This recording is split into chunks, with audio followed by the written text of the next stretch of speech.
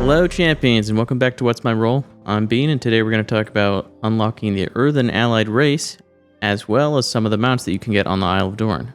So first we'll start off with unlocking the Earthen Allied race. This is done by completing the War Within campaign and 3 side quest storylines in Khaz-Algar. The Morning Rise storyline starts in the Isle of Dorn by speaking to Korgrin.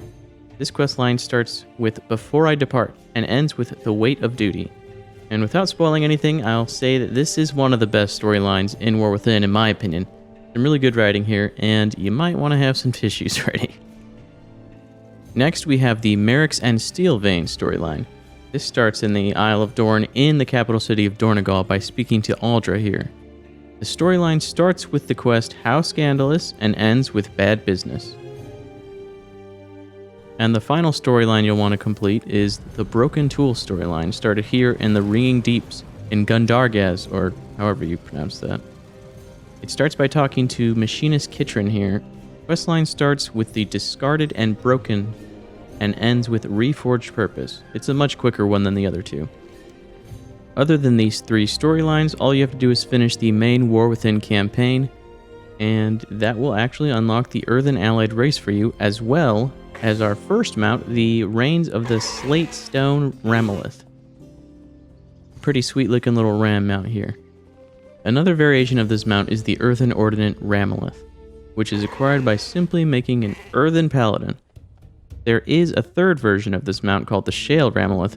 This can actually be bought from Auditor Balwers in Dornogal for 8,125 resonance crystals, if you have a renown level of 18 with the Council of Dornogal. While we're here talking to Auditor Balwers, we may as well mention the other mount you can purchase from him called the Smoldering Cinderbee. This one costs 11,375 resonance crystals, and you also need to be renown level 23 with the Council of Dornogal.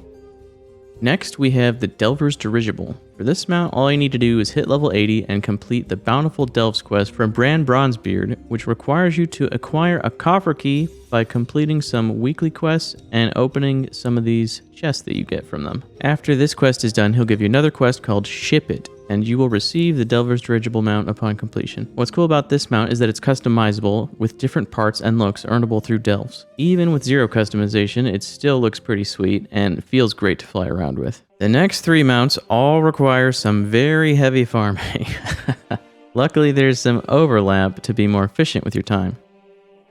I'll start off with Alanira because this one is probably going to take the longest. Alanira is an awesome looking griffin mount that requires you to farm enemies in the Isle of Dorn to acquire 10 crackling shards. These shards have a very low drop chance from just about every enemy in the zone.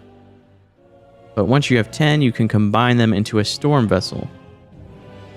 Once you have the storm vessel, you just head over here to find Alanira circling this mountaintop.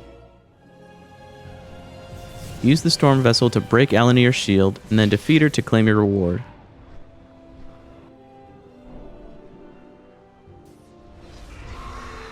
The Soaring Meter Bee is another mount in the Isle of Dorn that can actually be farmed simultaneously with Alanira.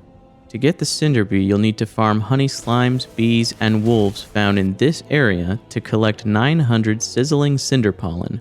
A good way to do this is to start or find a group so that you can get large pools of enemies to AoE them down. What's nice about this is that there's also a chance that these enemies can also drop the crackling shards for Alanira. Once you have your 900 cinder pollen, you just bring it over here to Senvin and exchange it for the reins of the Soaring Meter Bee. Finally, we'll throw in this bonus farmable mount that is not quite from the Isle of Dorn, but it synergizes so well with the Alanira crackling shard grind that I feel it should be included in this video. The Sizbarg mount can be earned by completing a series of quests that start when you get the quest item Vial of Tekakatath.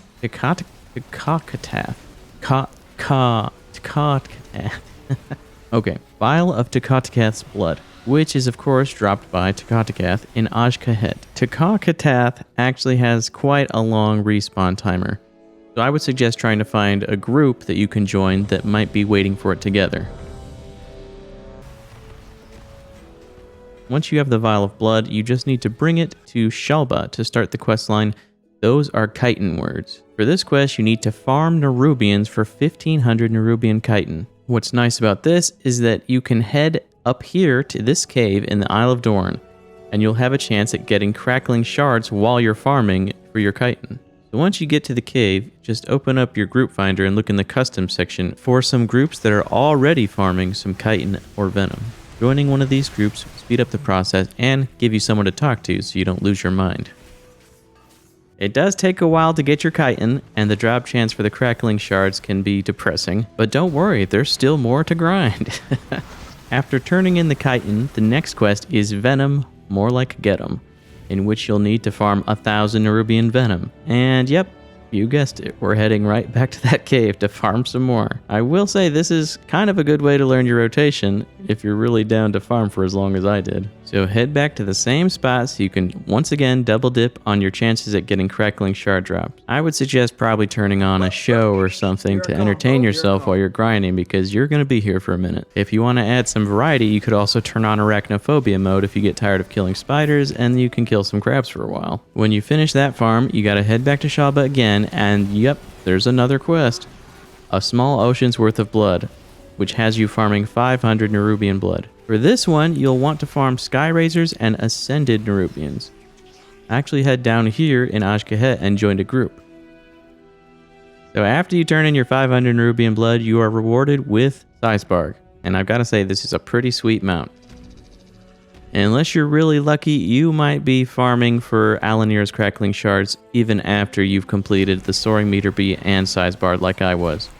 I still had to put in like 3 more hours of farming just to finish getting my 10th Crackling Shard. My hands with these hands. These dirty hands. I hope fate a million. But thanks for tuning in, everyone. Don't forget to like and subscribe, and keep an eye out for the next mount video on mounts in the Ringing Deeps.